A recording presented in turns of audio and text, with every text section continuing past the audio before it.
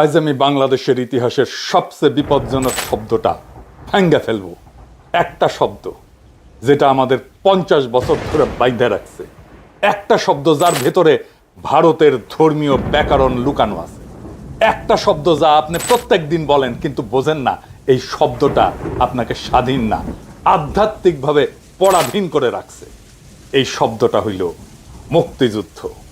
হ্যাঁ, আজ আমি বলবো এই নামটাই বাংলাদেশের সবচেয়ে বড় ভাষাগত প্রতারণা। প্রস্তুত থাকেন, কারণ আজকের এপিসোডে শুধু ইতিহাস না, আপনার পরিচয়ের মাটি নড়ে যাবে। আপনারা দেখেছেন আমার আর ইলিয়াসের কুশপুত্তলিকা জ্বালানো হয়েছে ঢাকা বিশ্ববিদ্যালয়ে। আমি কালে মাইন্ড করেছি, খুবই মাইন্ড করেছি। এই জন্য না যে ওরা আমার কুশপুত্তলিকা জ্বালাইছে, মাইন্ড করেছি যে বেশি লোক হয় নাই। আর অন্য বিশ্ববিদ্যালয়গুলো কি ঘুমাইছে? ওরা কুশপুত্তলিকা দাহ করতে পারলো না, ওরা এই কাম করলো না কে? আচ্ছা ঠিক আছে, আজকে যে পুচ্ছে আগুন লাগানো এপিসোড করব, এইবার কলে 64 জেলায় অন্তত 64টা কুশপুত্তলিকা জ্বালাইতে হবে আমার। পুচ্ছে আগুন লেগে দেব বাকশালী ইন্ডিয়া আর বাঙ্গু সুশীল আর ইন্ডিয়ার নব্য লেসপেন্সার বিএনপির কিনিয়া মুক্তিযুদ্ধ নিয়ে, যেটা আগেই কইছি। আপনারা জানেন আমি এইটারে মুক্তিযুদ্ধ বলি না। এইটারে মুক্তিযুদ্ধ কেন বলা উচিত না সেটা নিয়ে আজকের আলাপ। এই আজকের এপিসোডে আমরা দেখাইব যে মুক্তিযুদ্ধ শব্দ দিয়া আমাদের পুরা জাতিকে 50 বছর ধরে মানসিকভাবে বাইন্ধে রাখা হয়েছে। মুক্তিযুদ্ধ মানে স্বাধীনতা না, মুক্তি না। মুক্তিযুদ্ধ মানে দাসত্ব। কেমনে আসেন এইবার দেখি। আমি আগেই বলেছি বঙ্গবন্ধু নামটা ছিল ভারতের তৈরি একটা সফট পাওয়ার টুল, যা দিয়া বাংলাদেশের মন রাজনীতি নিয়ন্ত্রণ করা হয়েছে। গত এপিসোডে এটা দেখেছেন। আজকে আমরা আওয়ামী বয়ানের পেঁয়াজের আর একটা স্তর সুলবো আর চোখ দিয়া পানি পড়বে বাকশালী আর ভারত দুই জায়গাতেই। একটা প্রশ্ন দিয়া শুরু করি। দুনিয়ায় অনেক দেশ স্বাধীন হয়েছে, তাদের স্বাধীনতার জন্য লড়াই করছে, যুদ্ধ করছে। কোথাও কি তারা তাকে মুক্তিযুদ্ধ বলছে? আমেরিকা বলছে, আলজেরিয়া বলছে, ভিয়েতনাম বলছে, ইন্দোনেশিয়া বলছে, কিউবা বলছে, আয়ারল্যান্ড বলছে। একটাও দেশ তাদের স্বাধীনতার যুদ্ধকে মুক্তির যুদ্ধ বলেনি। কোথাও না, ইতিহাসে নাই, রাষ্ট্রতত্ত্বে নাই, রাজনীতিতে নাই। কারণ তারা জানে রাষ্ট্রের স্বাধীনতা একটা রাজনৈতিক ঘটনা, আর মুক্তি এটা আধ্যাত্মিক ঘটনা। দুইটা শব্দ কখনোই এক হয় না। লিবারেশন ওয়ার বলা হয়েছে, কিন্তু লিবারেশন হইতেছে রাজনৈতিক শব্দ, আধ্যাত্মিক শব্দ না। মুক্তি একটা আধ্যাত্মিক শব্দ। তাহলে কেন মুক্তিযুদ্ধ এই আধ্যাত্মিক শব্দ দিয়া আমাদের স্বাধীনতার যুদ্ধকে সংজ্ঞায়িত করা হইল? কেন? খ্রিস্ট ধর্মে মুক্তিরে বলে স্যালভেশন, লিবারেশন না। হিন্দু ধর্মে এটারই বলে মুক্তি বা মোক্ষ, ইসলামে বলে নাজাত। আমরা পরে দেখব কেন স্বাধীনতার সংগ্রাম আর যুদ্ধকে মুক্তিযুদ্ধই বলা হইল। আগে দেখি মুক্তি শব্দটা আসলে কি। মুক্তি শব্দটা আসে সংস্কৃত মুচ ধাতু থেকে, অর্থাৎ বন্ধন মুক্ত হওয়া, জন্ম মৃত্যুর চক্র ভাঙা, মোক্ষ লাভ করা। এটা আত্মার পরম অবস্থা। হিন্দু ধর্মে মুক্তি মানে মোক্ষ, বৌদ্ধ ধর্মে মুক্তি মানে নির্বাণ, জৈন ধর্মে মুক্তি মানে কর্মবন্ধন ছিন্নকরণ। এইগুলো কি রাষ্ট্রের স্বাধীনতা? না, এগুলো আত্মার যাত্রা, ধর্মের পরিত্রাণ। আর বাঙালি মুসলমান সমাজে মুক্তি শব্দের জায়গায় দাঁড়ায় আরবি শব্দ নাজাত। এটাও আধ্যাত্মিক মুক্তি, পরকালীন পরিত্রাণ। অর্থাৎ মুক্তি শব্দের দুই পাশেই ধর্মতত্ত্ব, এক পাশে মোক্ষ আর এক পাশে নাজাত। তাইলে মুক্তিযুদ্ধ শব্দটা আমাদের মাথায় কেমনে ঢুকলো, কে ঢুকাইলো, কেন ঢুকাইলো? স্বাধীনতা যুদ্ধকে মুক্তিযুদ্ধ বলা এটা কোনো নির্দোষ আবেগ না। এটা ছিল এক ধরনের ভাষাগত ইঞ্জিনিয়ারিং, যার উদ্দেশ্য ছিল আমাদের স্বাধীনতার অর্থটাই বদলায় দেওয়া, এমন ভাবে বদলায় দেওয়া যাতে সেটা ভারতের তৈরি ন্যারেটিভের ভেতরে পড়ে। মুক্তিযুদ্ধ শব্দটা প্রথম ব্যবহার করা হয় স্বাধীনতার ঘোষণাপত্রে। কে লিখে দিছিল? General Jacob, Indian general. দেখে দিছিল কে? আর এক ইন্ডিয়ান উকিল।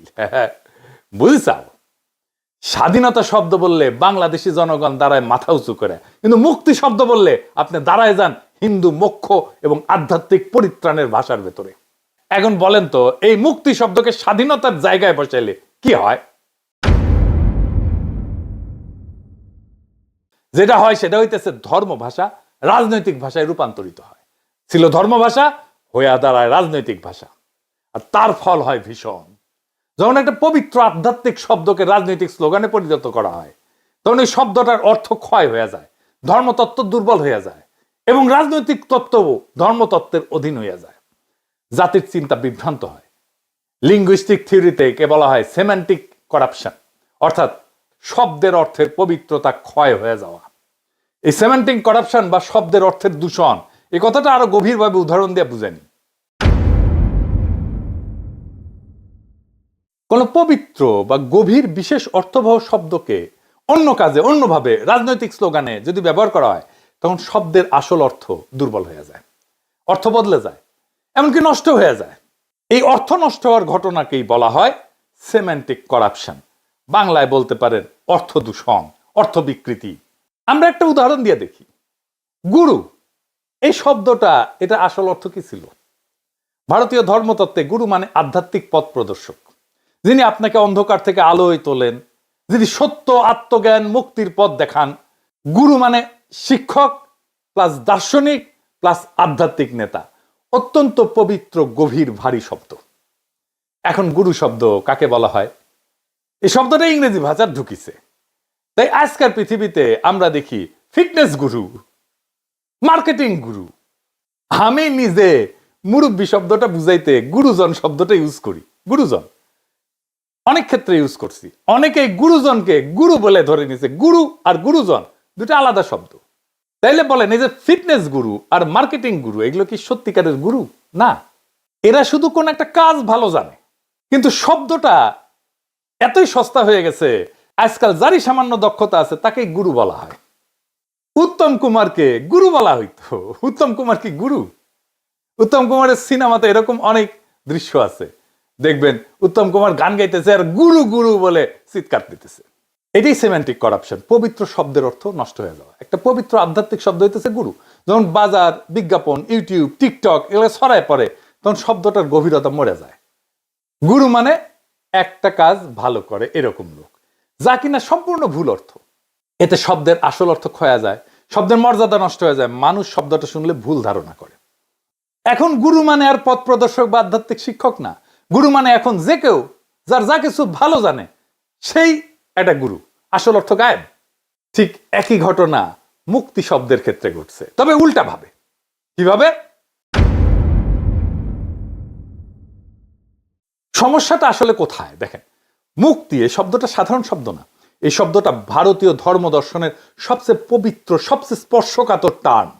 সবচেয়ে রিলিজিয়াস ফুলফিলমেন্ট হয় মুক্তির মধ্যে দিয়া। মুক্তি মানে কি? মুক্তি মানে মোক্ষ, নির্বাণ, পরম পরিত্রাণ, আত্মার শেষ গন্তব্য। এখন প্রশ্ন হইল, একটা রাজনৈতিক যুদ্ধকে কেন হঠাৎ এই আধ্যাত্মিক শব্দ দিয়ে ডাকতে হবে? কেন? কারণ এটা কোনো কাকতাল না, এটা চালাকি।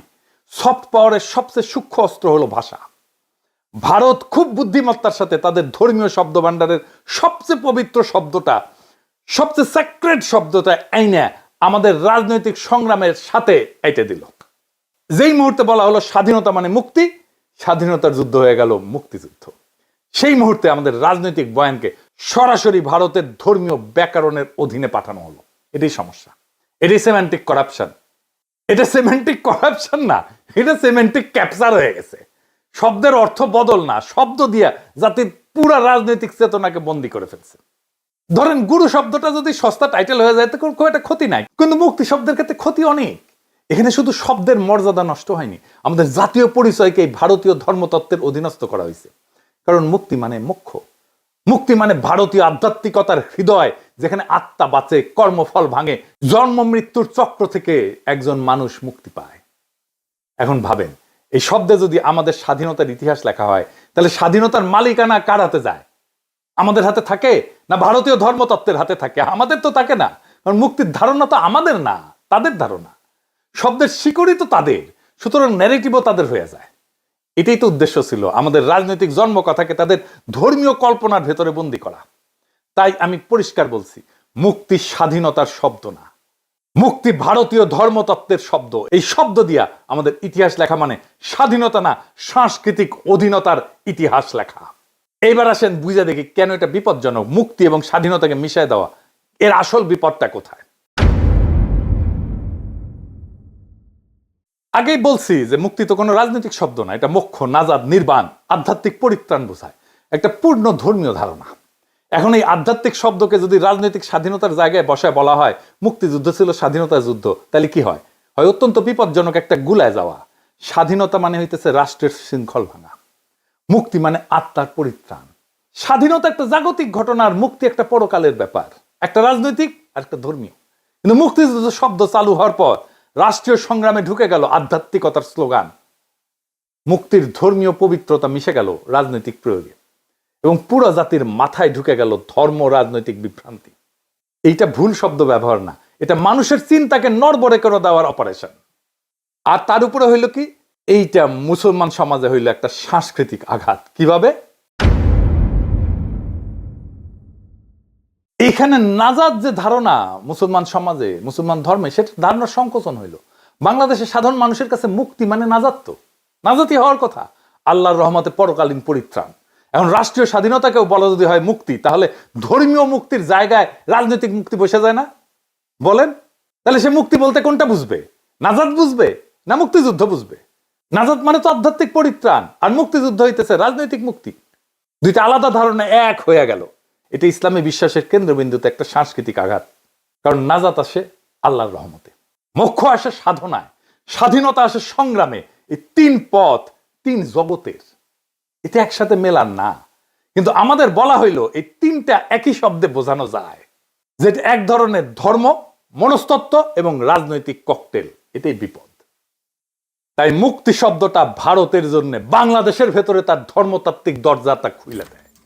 সেই জন্যই ভারতের হেজিমনি, ভারতের কর্তৃত্ব, ভারতের আগ্রাসন, ভারতের দাদাগিরি, এটাকে আমরা ঠেকাইতে পারতেছি না। কারণ এমন জায়গায় ঢুকে গেছে, সেই জায়গাটা আমাদের মনের ভেতরে ঢুকে গেছে।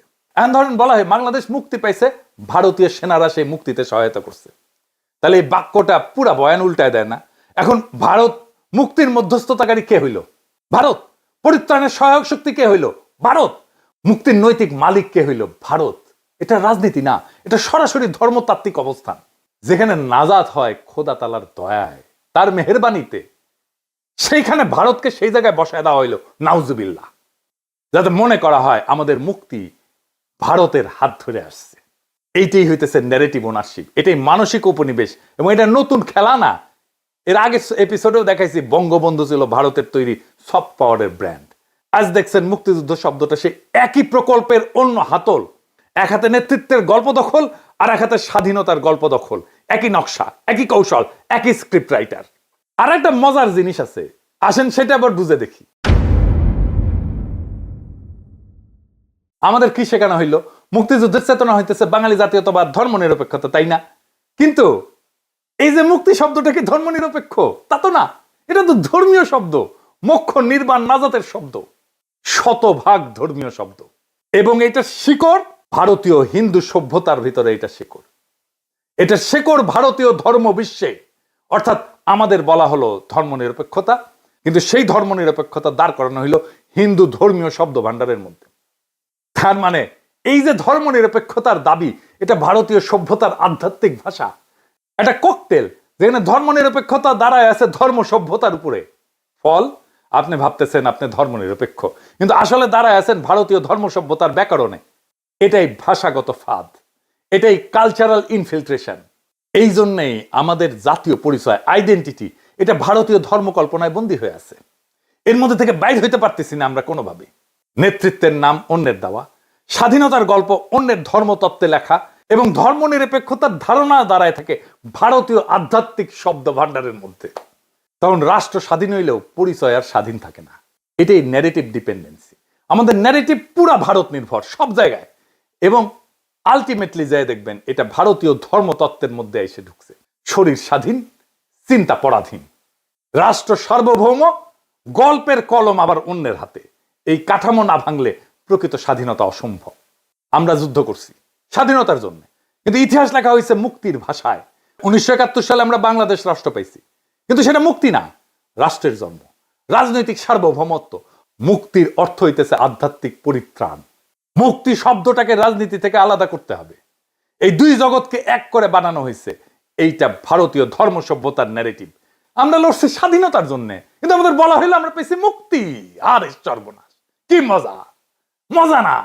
এই একই শব্দ আমাদের আত্মবিশ্বাসকে ধ্বংস করে দেয়, আমাদের পরিচয় অন্যের হাতে তুলে দেয়, আমাদের ইতিহাসকে অন্যের ধর্মীয় ফিল্টারে রঙিন করে দেখায়।